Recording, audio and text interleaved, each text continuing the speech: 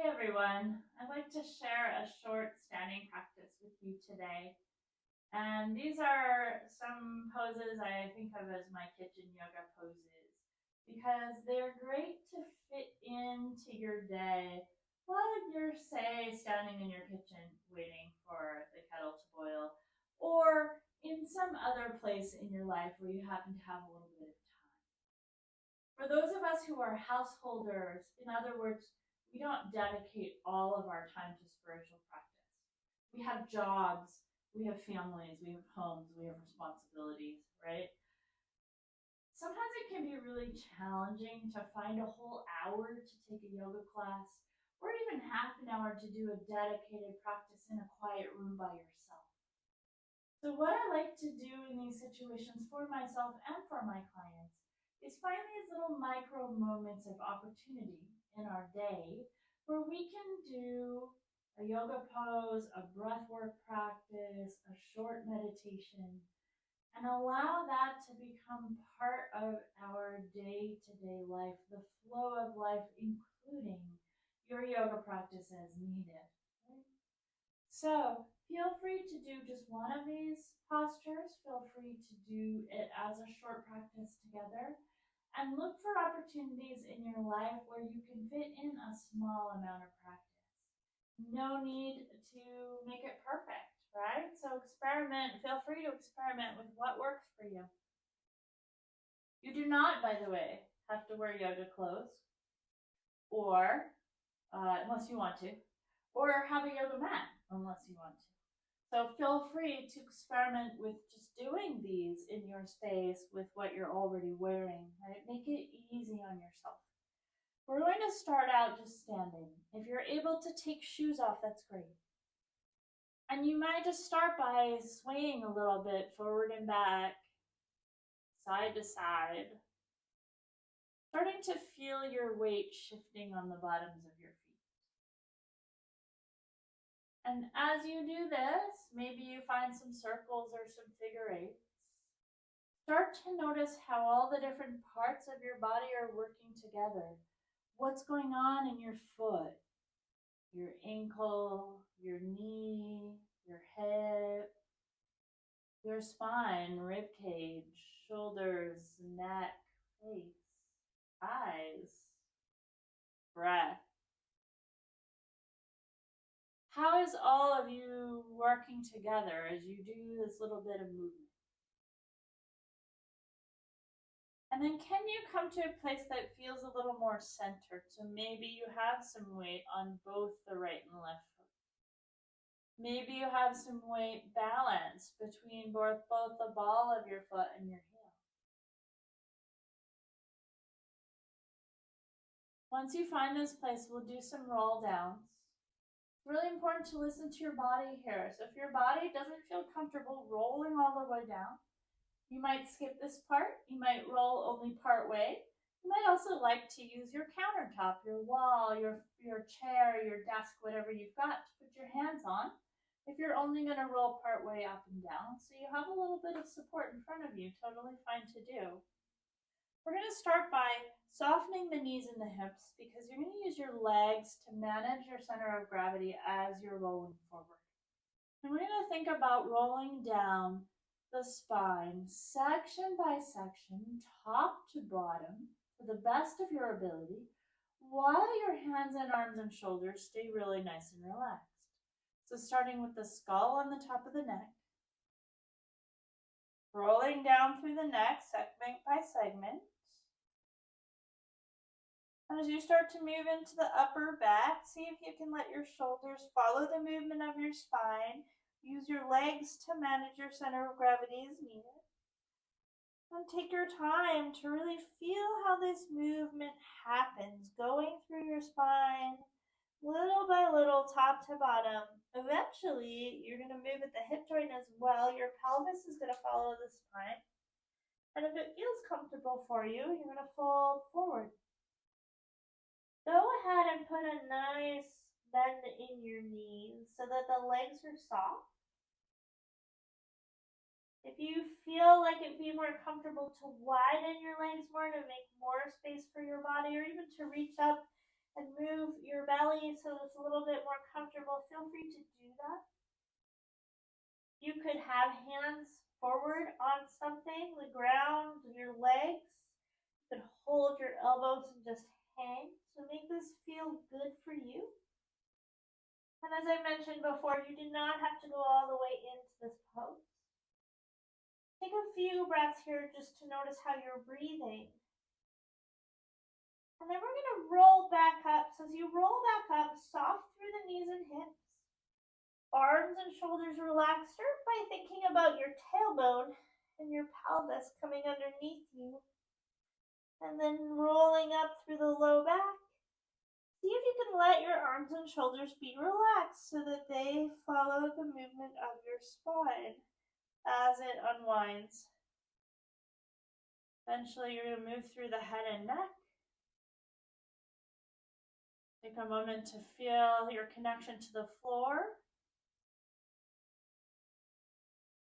And then we're going to turn your body a little bit.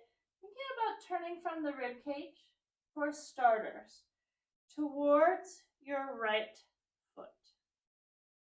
Then we're going to roll down here. So it may feel a little less sequential. Doesn't have to be perfect. But do think about going from top to bottom, letting your shoulders and arms stay relaxed. And as you're rolling down now on an angle, you're going to be looking towards your right foot. And letting your hands come down towards either side of your right foot or leg. Go slowly. Go only so far as it feels good. If you come down and you're somewhere that you're comfortable to stay and breathe for a few breaths, you can hang out and just breathe. Again, feel free to make adjustments for your body in order to be more comfortable.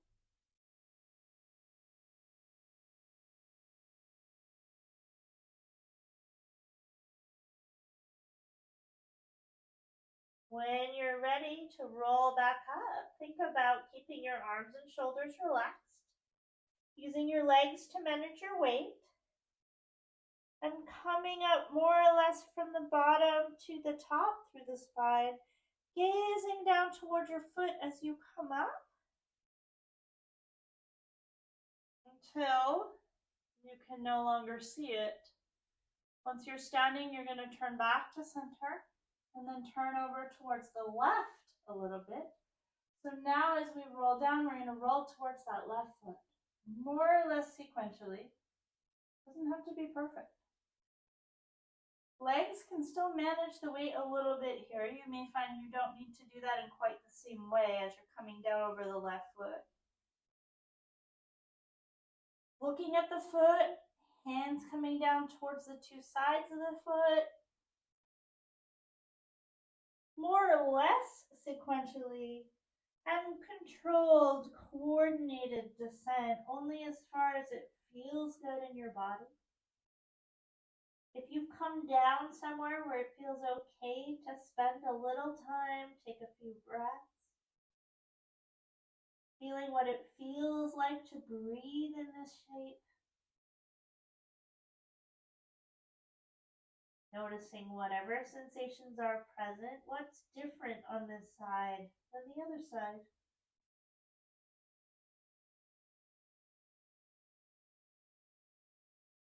When you're ready to come up, again, arms and shoulders stay relaxed. Thinking about starting from the bottom, tailbone, pelvis, low back, mid back, upper back. Shoulders follow the curve of the spine and then coming up through the neck. And then turn back to center. Take a moment in center just to feel your connection to the floor.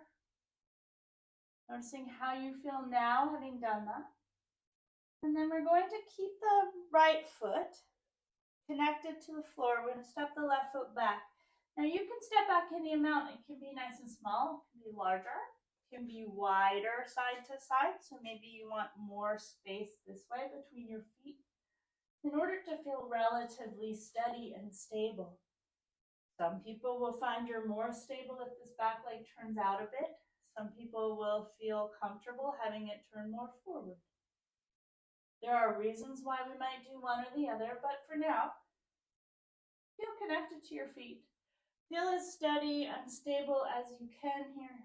If you feel safer holding on to something, do. Start by feeling that back left heel really connected to the floor. Pressing that back heel down, start to bend the right knee. And then straighten. It can be really small if you want. And again, see if you can feel the interplay between what's going on in the front leg, what's going on in the back leg. Is there anything going on in the pelvis and the ribs and the head and neck, right? What else is happening? And then you might bend that front knee any amount that feels comfortable, somewhere you can hold. Press down actively into your left heel. Maybe imagine lifting the top of the left foot up. It probably won't. If you want to take the arms up, you can have them straight, or you can bend the elbows and let the hands face one another. Gaze where it helps you feel steady. So you can look slightly down, you can look straight ahead, or you can look up if that feels good. Slightly up, probably not all the way up. Still breathing, still really feeling connected through that back heel. Noticing how your body is managing your balance. And then when you're ready, arms come down. Straighten that front leg. Step your feet together. Take a moment again. Maybe you rock a little. Find the center. Stand and notice. You might feel lopsided, so we will do the other side. I'm going to shift here. Left foot forward, right foot back. Any stance that feels good. Can be longer or shorter front to back, as well as wider or narrower side to side. Coming into these Virabhadrasana or warrior one pose legs. And then ground through the back heel as you bend and straighten the front knee any amount. See if you can feel into what's happening in the back leg, the back hip, in response to the front hip. What's changing in the back foot, ankle, knee? What else do you notice? As your body works together to bring you in and out of this pose. And then maybe you bend a little or a lot in that front leg hold. Really pressing actively into your back heel, maybe trying to lift up or imagining you're trying to lift the top of your right foot up. You can stay here. If you want to bring your arms up, you can bring straight arms up, or you can bend the elbows, palms face one another. And then take your gaze where it helps you feel steady, slightly down, forward, or slightly up. Make room for breath to happen within the shape of this pose. And pay attention to how your body adapts, helps find a sense of balance or not within the shape of this pose. When you're ready, let your arms come down, straighten your front leg a little bit, step your feet together, take a moment to just stand again, finding yourself centered and connected to both feet.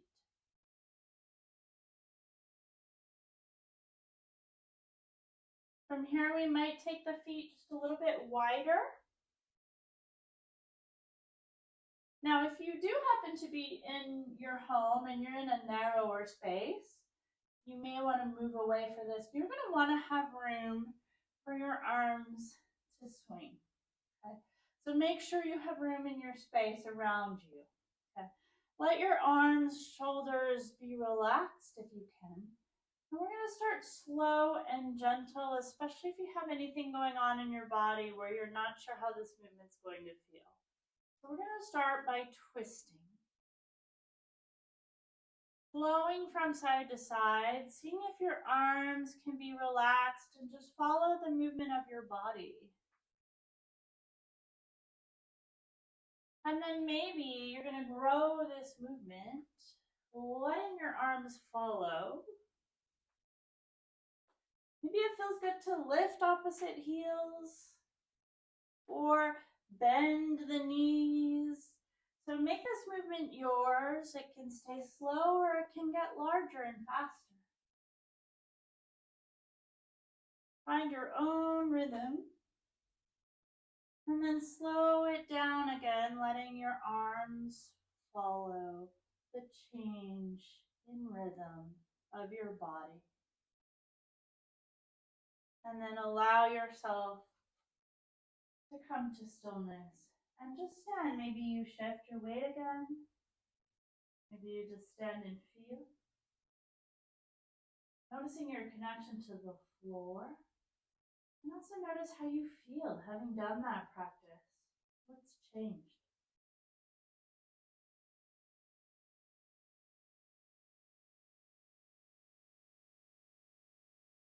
I hope you have fun playing with these postures, maybe some others, either on their own or together. Fitting those into your life and seeing where that takes you. Thanks for practicing with me today. Take really good care.